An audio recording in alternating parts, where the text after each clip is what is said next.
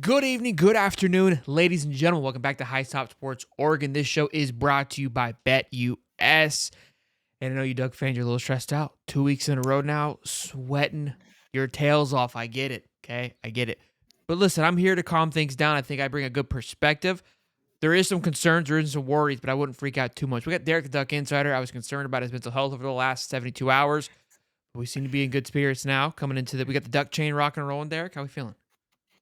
Oh yeah, I got the duck Mm, chain cracking, so mm, I'm feeling a little bit better. Like I said, when I jumped on the show today, I decided that we are back. Oregon is back. okay, We're going back to the Natty again. okay. I've decided that we're done playing around with our food, and it's time to start acting like the program we are. Mm, So this week it will be a blowout. We'll get into that one a little bit this week. mm. But yeah, man, we're back. So tell your friends. I love it. Well, let's recap with just a little bit with Boise State, even though that we're back. I'm cool. I'm all in on that. Look, we were just kind of talking pre-show a little bit. I know offensively, the offensive line, which we're going to break down a little bit more here. I got a quote from one of the transfers, but going back to that game, offensively, I don't feel like it was too much of a concern. I think there's still a lack of identity that we'll get into, but I think Dylan Gabriel did what he was supposed to do. Special teams saved the day, but you gave up 34 points. Defensively is where my concerns are. There was 221 yards on the ground. They had 30 minutes of time of possession. They controlled the game. I mean, Boise State lost this game in all reality. And I even told you, I was like, I feel like this Oregon team, there's just so much talent to give 16-year-old a key to the Ferrari. There's just so much to go around. It's like, that's why Oregon is able to kind of keep in and stay in this because they take two back, right? A kick return and a punt return. I believe they take two of the house. There's 14 points. Dylan Gabriel scores with ease, right? But then you still got Boise State that is just slowly marching down the field, draining the defense. And that to me is where that would be my biggest concern going into this. Like on top of the offensive line, but I feel like defensively, we've heard so many great things about this defense. You and I talked all offseason. The D line's coming back, the corner positions, they go out to the portal, make some huge additions. I thought defensively this team was going to be lights out. And they haven't been the first 2 weeks, really. Well, Yeah, Idaho's okay. no, yeah, I guess. But yeah, I think it's like what it is, kind of like we were talking beforehand too. I feel like they just haven't gelled necessarily, Yeah. right? I mean, you bring in all these transfers and it's great when you're bringing in all these high stars and the top of their position and X, Y, and Z positions. It's great, but at the same time, they still have to come on the field together and they still have to, figure out how to work with one another. And I think that's part of it. I think part of it is just that inconsistency on the defensive line. So, for example, after the Idaho game, that's who we were clamoring about, right? We were like, oh, the defensive line, they were one of the few bright spots. Like they were very consistent, creating pressure all night, like getting in the backfield, being effective in the Was the run game. Vandals, though. It was the Vandals, and then that's fair enough. And then week two comes, and you kind of expect, I wouldn't call it a regression necessarily, but you are playing a slightly higher quality opponent. They do have an NFL ready running back, which is something to keep in mind. But at the same time, like there is just no consistency on the defensive line. I feel like they weren't getting pressure on the quarterback when they needed to. The run game, it was spotty at times. I mean, Oregon, they had some good drives, shutting the run down, but then when you have a running back of that caliber, all it takes is him to bounce one to the outside and he's gone. And we saw how fast that can happen. And the linebacker play, it's been spotty. I know last week, I think Bryce Betcher had the highest graded linebacking grade on the West Coast, which is it's half the country. But just being said, that goes to show you he was producing. But then it's like you didn't really see much from Jeffrey Baza, and Justin Jacobs has been really quiet. And then you're rotating in Devin Jackson, who's been great, but at the same time, like there's no consistency there. And like we were talking about with the identity of the offense, I also feel like we don't really have a defensive identity at this point. Game one and game two felt very different schematically how we were going about it. Just kind of the position groups we were leaning on were very different. So to be real honest with you, I don't really know what the identity of our defense is. I have a strange feeling playing an Oregon State team this weekend who's averaging 300 yards a game on the ground is going to show us really quickly exactly what we have up front. Yeah. I don't expect to stop them. I think that's just the offense that Oregon State's run. You're not going to stop the offense, but it's just about managing the big Maintaining it. plays and, kind of mitigating that type of thing. And they're going to have their hands full this weekend. Oregon State has a formidable offensive line and Oregon obviously has a great defensive line, but at this point they've been really spotty. So that's kind of the matchup I'm really excited for this weekend is that defensive line versus the Oregon offensive line. If you look at last week, total plays 73 to 57. So time of possession doesn't tell the same story that total plays does. That's what I was kind of Mm-hmm. talking to you about. I was like, It felt like Boise controlled the game in almost 20 more plays. That's exactly what it was. 200 yards on the ground by the running back is insane. Look, if you look at it offensively, right? 18 of 21 for 243 and 2 touchdowns. Dylan was fine. 17 carries for Yeah. 102 yards from Jordan James, averaging 6 a carry. Running was fine. The line didn't wasn't an issue. 200 yards on the ground. That's it. And 3 tutties. That's an issue. That's where things are. Yeah. And that's look. I mean, kind of this entire team. I think is that's where it seems like it's lacking the identity that it had. But Mm. look, Boise State isn't a slouch of a football team. We talked on our Sunday mashup show where Oregon already is being considered one of the first 4 out. I think that was completely disrespectful. But G5 notable mentions was Boise State, given the fact of how they've played their first few weeks. And credit to Ashton Genty for just Mhm. run over everybody the first 2 weeks of the year. Yeah, I think this Oregon team, they know exactly what they need to do. They do need an offensive identity, and I think we kind of know what that looks like already, just based off the previous 2 years. I don't see Will Stein completely changing the offense, and I think we can kind of see it kind of goes back to something we talked about last weekend, whereas like I kind of feel like at times we're expecting Dylan Gabriel to be Bo Nix. And he's not. Dylan Gabriel is Dylan Gabriel, and that's not necessarily a bad thing. It's just they're different players, and I feel like the system is still kind of geared toward that Bo style of play, which is, that's fine, but you're going to take some time to acclimate your new quarterback into a position like that. And I think that's kind of where Dylan gets a little hate too. And I know a lot of the Oregon fans that are hating on Dylan, they're like, oh, his pocket presence is poor. He just has a difficult time navigating the pocket, which is fair. But I mean, the pressure rate is through the roof. What we're asking this guy to do, play in and play out with the offensive line in front of him, is basically we're getting the ball out immediately, Yeah. or we're asking him to scramble. And, like, I understand what they're saying. Obviously you don't like seeing them taking sacks, but I mean, if you're being pressured 30 times a game, odds are, you're going to take a couple sacks. It's like, I know the sack numbers aren't necessarily there for the offensive line where you're looking at it and you're like, wow, there's a major problem. But I mean, I still think there is a major problem with that offensive line, because then all of a sudden, we're throwing off timing, and then Dylan's still acclimating, and the running game, it's doing what it's going to do. But can we imagine what the run game would be able to do with a formidable offensive line? Jordan James was absolutely a stud last year, and I expect him to even take that next step again this year, but we're asking him to do that with a regressed offensive line, and I don't think that's fair to him to kind of look at him and say, well, why isn't the running where it was before? Well, we're also not dealing with the same situation. He's having to make a lot of his own lanes at times, and make an extra man miss because we're missing a block here or there, we're missing a blown assignment or whatever the case is. So there's a lot that Oregon really needs to figure out. And like you said, I think the key word here is identity with both sides of the ball. I think we need to figure out who we are on the defensive side of the ball. Are we going to be anchored by that defensive line? Is it going to be one of those things where our secondary, we're going to try to be that lockdown secondary and force you to move the ball on the ground? I don't know at this point, because it's looked very different the first 2 weeks. So like I said, when you're playing an opponent like this, when they run the ball on the ground with like this much frequency, like we're going to find out really, really quickly what the identity of that defense truly is. Well, then your guard, Nashad Strother, I believe is how it's pronounced, was Mhm. spoke in an interview today, and he goes like, "I think we need to mature a little bit more as a whole, finding new leaders and figuring out how Dylan wants things." And I talked to you before the show. Again, you lose your center in Jackson Powers, you lose your quarterback in Bo Nix.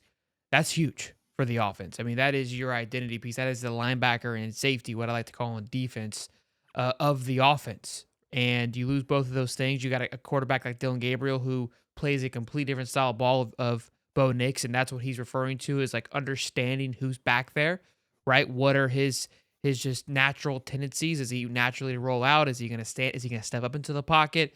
Those things are unnoticed. I mean, sometimes a quarterback that rotates out makes an O line look good just because of their mobility. Sometimes the lack of stepping up into the pocket makes an O line look bad, right? So there's just those two, the yin and the yang, and the chemistry that takes time, and so that's something that you're going to have with the Mhm. portal, right? When you're coming bringing guys in, that is the growing pains of the portal.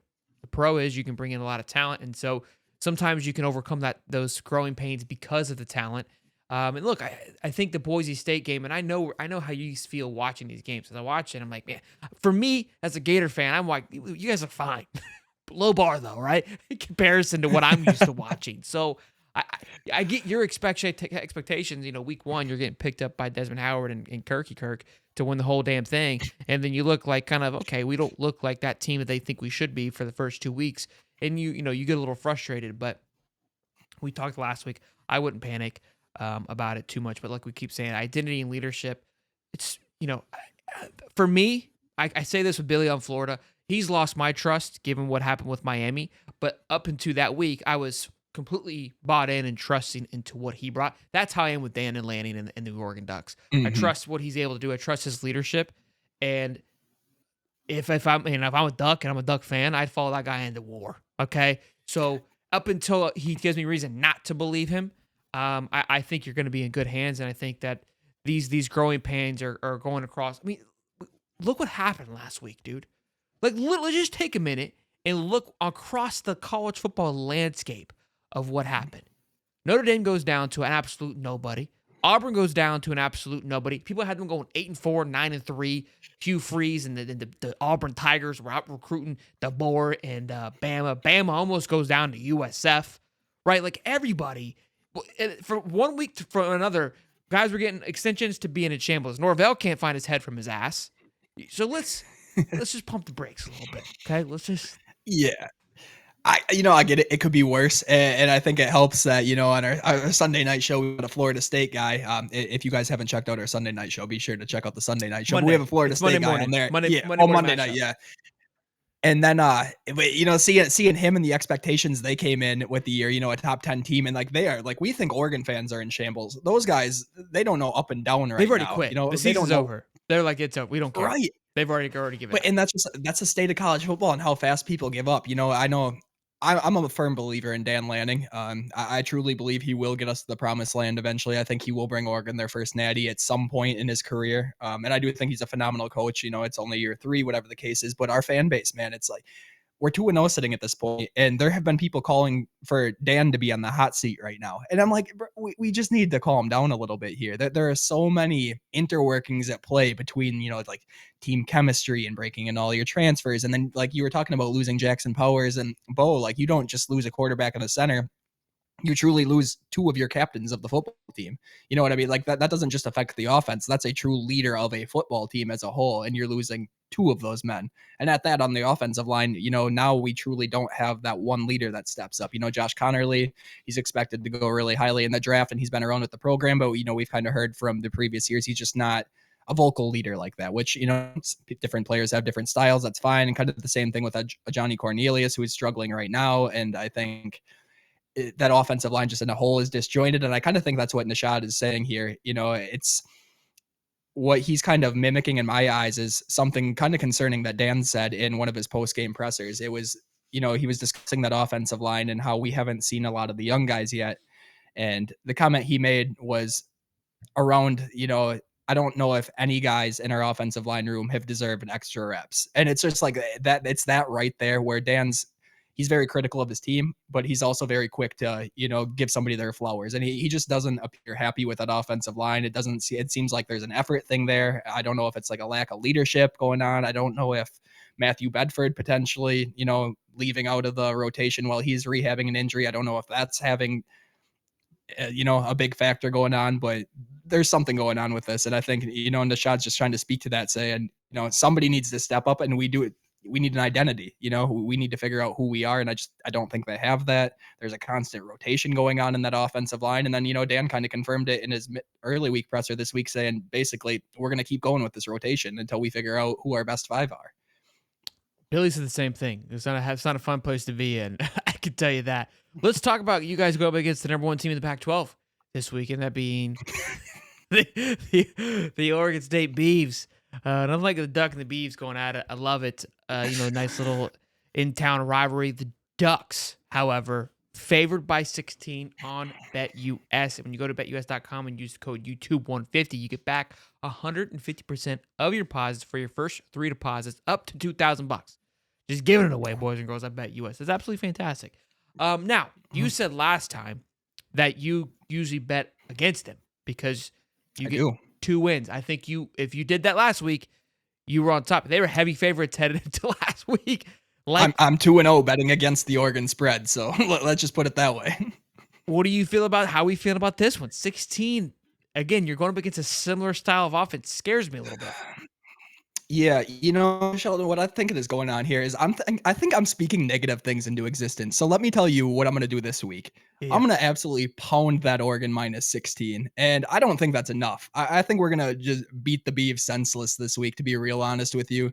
So, if you're a Duck fan, if you're not a Duck fan and you just like money in general, that Oregon minus 16, that's a very attractive line this week. I think I know we said it last week, but I have a feeling, this is the week we pull it all together. Being in a rivalry game, there's some bad blood going on there. There's just a little extra. So I think this is a fantastic week for that breakout performance to happen. If it doesn't, obviously, Oregon could take an L. I could take a double L and lose my money and be a very sad Derek. But I'm rocking that Oregon minus 16, man. I think it's hitting. I love it. I think you have to. I think you're spot on. I think, you got it. The cover now kind of is a true W. I feel like Dan, if you guys don't cover the 16, goes in and goes, "Hey, we're not taking the W." That's where I feel like his head's at. Of nobody measures. They don't. These coaches and players don't care about these things. But it's not weird. But I do believe that betting culture has infused itself more than ever before, and now we justify a win based on how the spread is handled. Right? If it's not, if Mhm. Oregon goes out there and wins by 3, it's an ugly win, which rightfully so, because we base it off of like, well, they were favored by 16 going into this. Should have been a blowout. It completely ignore the Mhm. fact that it's a rivalry game at Oregon State. Like to be 16-point favorites at Oregon State. There's zero respect for Oregon State. So Right. although the AP polls and everybody else feels that Oregon's falling off, Vegas, the one that keeps building skyscrapers every single week because they aren't losing, still feels that Oregon's still got that dog in them. So you got to keep that in your mind, or keep they got that duck in them, I guess you could say. Yeah, but to be real honest with you, if they don't put it together this week, they do have a bye week next week, so I don't want to say Man, they're what a not going to schedule for turn the the corner. Ducks. Right, literally. Well, and then mind you, after the bye week, we get UCLA, who's going to be a bottom feeder in the Big Ten. So it's like, it's a perfect schedule for dealing with this very unfortunate Oh my situation goodness. we have going on in Eugene right now.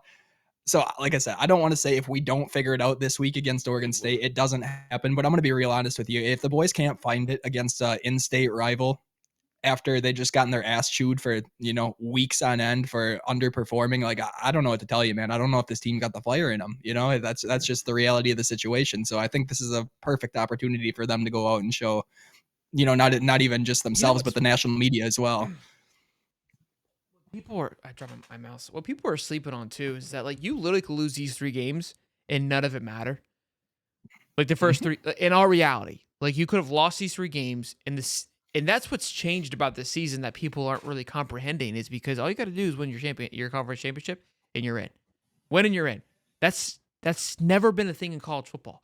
So I'm not saying that it's okay to lose or anything like that, but like it's just that's a concept that people have not truly grasped. That yes, you want to win these games, and the same thing with Florida fans. We lost to Miami. We don't feel like we could win the SC championship at the moment, unfortunately. But I think the Ducks should still Yeah. feel very confident in their ability to win the championship. I mean, you saw Michigan; they got absolutely just skull dragged. So, well, look, That's let's talk about Oregon State. Let's kind of break. We're kind of alluded to it a little bit. What the expectation is going into this game, and the biggest. I mean, their quarterback bringing a little throwback to Week 1, played for the Idaho Vandals, so we got a little similarity there. Got Idaho week back to back week, but you are playing an absolute stud in their running back again, which you just faced last week against Boise State. I mean, we've kind of been talking about it all show though about what are some changes, but what are you hoping to see from the Ducks, and what are you expecting Oregon State comes out in this game for you guys in Week 3? Yeah. So when I was looking at the keys for this week, for the Oregon State team, obviously one of the keys is going to be that defensive line and just creating a solid pressure, making sure we're able to stifle that run game to a degree. When you're playing a team that runs the ball with that much frequency, you're not going to necessarily shut them down completely, but we can really limit the damage that does happen. And I think that's going to be one of the biggest keys this week. Oregon, they have a solid quarterback and they do have some receivers on the outside who, have some big play potential, but I don't think, Oregon's defense is necessarily going to be focused on giving up the deep play through the passing game necessarily. So it's that defensive line where I'm really looking at this week. Um, Another thing I'm just really looking for in general is to cut down on the penalties and mistakes. And, I know this is kind of a blanket term that everybody uses, the penalties and mistakes, but I mean, truly, you're rewatching the game last week and kind of going through it. Like, you saw how many penalties we'd have on third and short, where all of a sudden it's becoming third and 12, or, we have a 15-yard penalty, or it just two fumbled snaps, or a blown assignment in on defense, and all of a sudden we just gave up 30 yards or whatever the case. There was just too many penalties, little individual mental mistakes that were happening. I know in Dan's post-game presser, he had mentioned that there were still a lot of mental mistakes that were being made, and all aspects of it, whether it's the offensive line or the secondary and the defense, it just didn't matter. We're seeing mistakes in every position group, which is concerning. That's something that absolutely needs to cut down. And I think that's one of those like measurables that you're able to, control yourself. There's a lot of things you can't control in football, but the penalties, those little mental mistakes, those are the ones that you are in control of. And I think if we see that again for a third consecutive week against a rival, I'm not going to be feeling too hot. From the offense, what I really want to see this game in particular is a balanced attack. Oregon State has a susceptible defense to the pass game.